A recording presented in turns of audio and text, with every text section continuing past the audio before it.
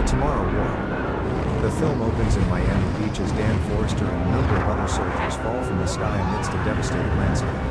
Dan lands in a pool alongside other people, who continue falling. Jump back 28 years earlier to December 2022. Dan is a biology teacher that lives with his wife Emmy and daughter Murray.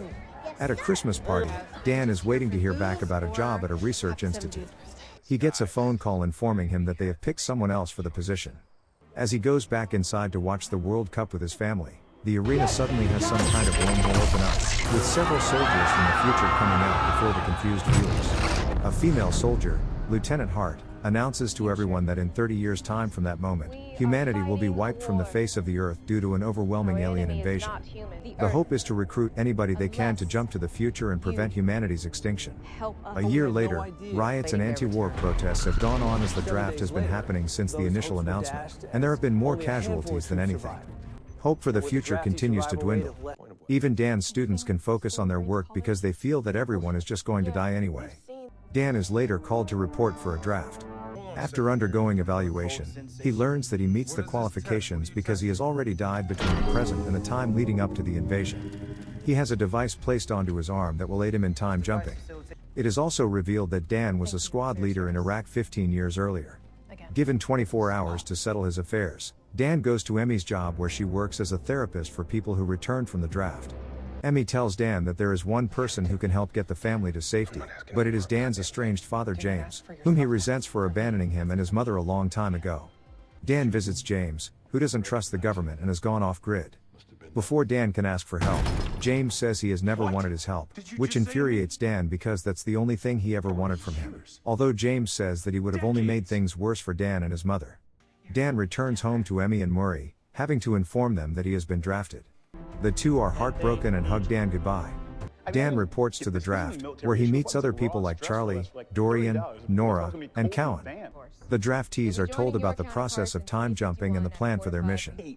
Charlie tells Dan that they send people who have died before the war to avoid a paradox, while also noting that Dorian jumped back after killing an alien, which they refer to as white spikes.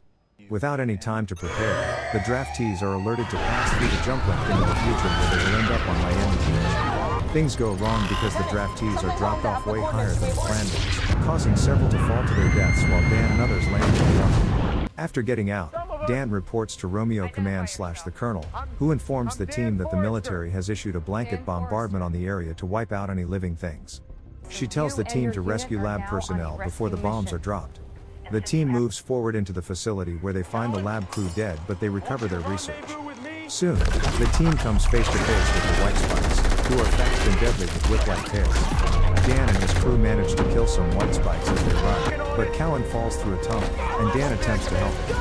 The white spikes are closing in, so Nora and Cowan stay behind to hold off as many as possible.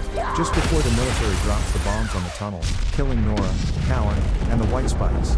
The surviving draftees wake up at a camp in the Dominican Republic. Dan meets the colonel, who turns out to be an adult Murray. She has some estrangement toward Dan for going through with the draft. She tells Dan that her team has located a female white spike whose physiology may be key in taking down the rest of the hive. The team comes across the cave containing a female, but dozens of male white spikes start coming down. Some get shredded by chopper blades while the soldiers continue to fight them off. The team manages to cage the female, albeit with Dan nearly compromising the mission to save Murray.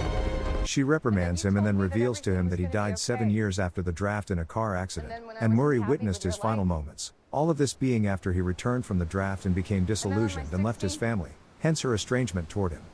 The team brings the female back to an oil rig where the jump link is so that they can produce a toxin from the female's blood that will wipe out all the white spikes. Soon, many more aliens overrun the base and attack, leading to another ferocious battle.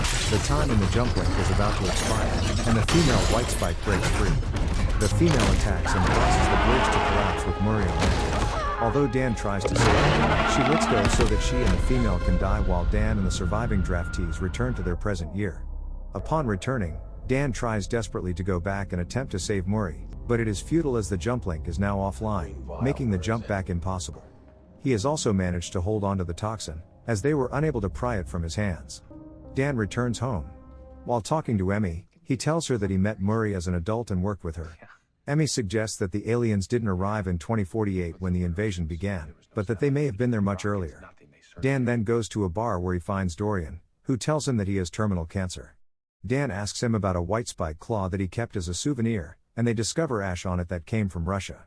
Dan asks one of his students about info regarding volcanic ash, leading to all of them deducing that the white spikes have already been on Earth this whole time and were thawed out by global warming. Dan, Charlie, and Dorian attempt to get help from a government higher-up to allow them to take on a mission to Russia, but he denies them. Dan then goes to James for help, and they, along with the other soldiers, make it to Russia and discover the site of the frozen white spikes. It turns out that the ship they came in on was not theirs, but rather to a different species that was carrying the white spikes as cargo to eliminate other planets. They proceed to inject the toxin into the white spikes, but the aliens wake up and begin to attack. After an intense battle, Dorian sacrifices himself to obliterate the white spikes with a bomb. Unfortunately, the female white spike remains, and she goes after Dan and James. They attempt to inject her with the poison, but she bites her arm off to prevent it from spreading. After beating it further, Dan shoves the toxin into the female's throat and knocks her off a cliff where she splatters, officially ending all the white spikes for good. News about the war's prevention spreads, with the higher-up from earlier taking credit for Dan and the others making the trip.